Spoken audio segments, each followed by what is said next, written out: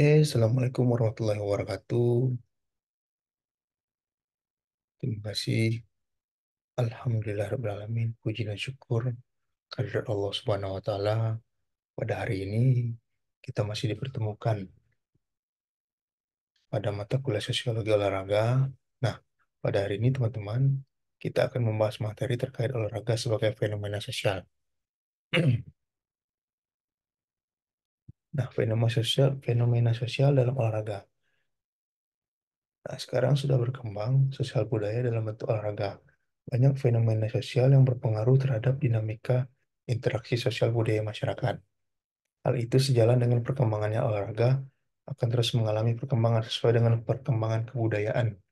Banyak pendapat para tokoh pendidikan yang kemudian berdampak terhadap peradaban manusia. Olahraga sebenarnya merupakan suatu bagian dari ilmu-ilmu sosial. Hal ini ditunjukkan dalam pendidikan olahraga dan ilmu pengetahuan olahraga dengan pendekatan biomedikal dan sebagai kegiatan organis tubuh manusia saja. Yaitu menurut pendekatan yang selama ini mendominasi pengetahuan olahraga, maka prestasi-prestasi para atlet itu ditentukan oleh kondisi fisik yang sempurna semata-mata. Itu menurut Lusen ya, pada tahun 1998. Kalau dijabarkan ya teman-teman sekalian, maka pendekatan ini merupakan faktor-faktor yang menentukan suatu prestasi dari suatu kegiatan olahraga dari para atlet itu sendiri. Dimulai dari faktor-faktor kondisi organis dari tubuh yang dianggap paling menentukan kepribadian sosial, dan lalu faktor-faktor kebudayaan lainnya.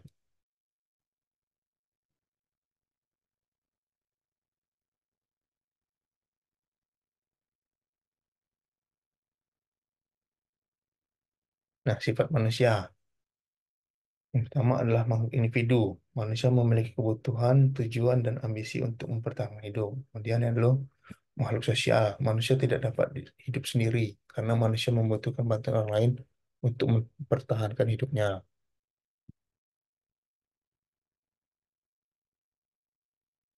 Nah, bisa kita lihat ya teman-teman, bahwa olahraga itu adalah sebagai pembangun karakter, kemudian olahraga sebagai miniatur kehidupan. Selanjutnya adalah manusia dalam masyarakat. Manusia sebagai bagian dari masyarakat. Pola hidup bermasyarakat pun terdapat interaksi antar individu, individu dan kelompok, kelompok dan kelompok untuk saling berinteraksi dalam usaha mempertahankan hidupnya. Nah, olahraga sebagai pembangun karakter. Karakter adalah kecenderungan tingkah laku secara lahir dan batin yang terbentuk karena pengaruh lingkungan dan mengacu pada serangkaian sikap, perilaku, motivasi, dan keterampilan.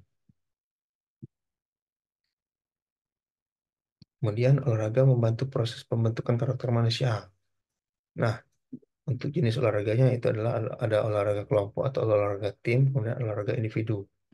Nah, karakter positifnya itu kalau olahraga tim memiliki karakter sosialis dan komunikatif. Sementara untuk olahraga individu, karakter positifnya itu adalah daya juang lebih tinggi. Sedangkan karakter negatifnya untuk olahraga individu, atlet itu lebih egois atau lebih idealis. Nah, untuk olahraga tim, karakter yang negatifnya itu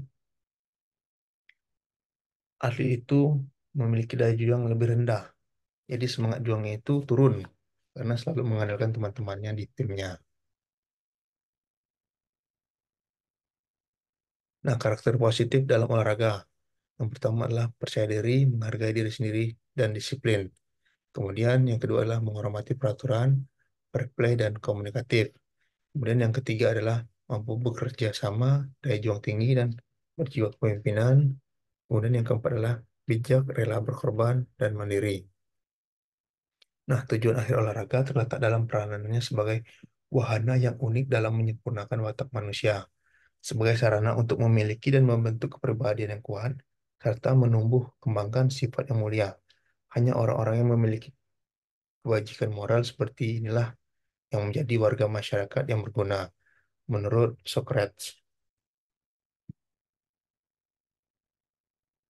Nah, kemudian adalah olahraga sebagai miniatur kehidupan. Aktivitas olahraga melibatkan aspek kognitif, afektif, dan psikomotor, sehingga perilaku manusia dalam kehidupan dapat tercermin ketika melakukan olahraga. Kemudian upaya masyarakat dalam memasyarakatkan olahraga. Yang pertama adalah ah, olahraga tersebut harus mudah, harus meriah, harus menarik, dan harus massal. Dan terakhir adalah memiliki, dan tentunya yang terakhir adalah memiliki manfaat. Olahraga dan kebanggaan. Olahraga dapat membangun kebanggaan masyarakat kepada negara. Kemudian penyelenggaraan olahraga terbuka mengenalkan nama negara pada dunia. Kebijakan sasaran strategis dan program keolahragaan.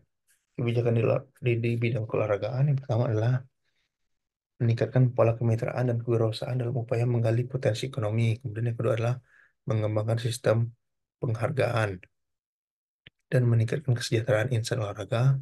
Kemudian yang ketiga adalah menciptakan kepedulian dan mempromosikan kesadaran serta keterlibatan dalam olahraga sebagai sesuatu yang penting dan menguntungkan bagi semua pihak. Kemudian yang keempat adalah menetapkan sentra pembinaan olahraga sebagai bagian dari program Kementerian Pemuda dan Olahraga atau Kemenpora. Nah, itu tadi pembahasan kita ya pada topik yang ke-14 ya. Oke, ini adalah topik yang terakhir pada mata kuliah sosiologi olahraga. Nah, saya rasa penjelasan saya tadi sudah jelas dan mudah-mudahan dapat dipahami dan dimengerti oleh teman-teman sekalian. Mungkin untuk pertemuan ini saya cukupkan ya. Terima kasih. Assalamualaikum warahmatullahi wabarakatuh.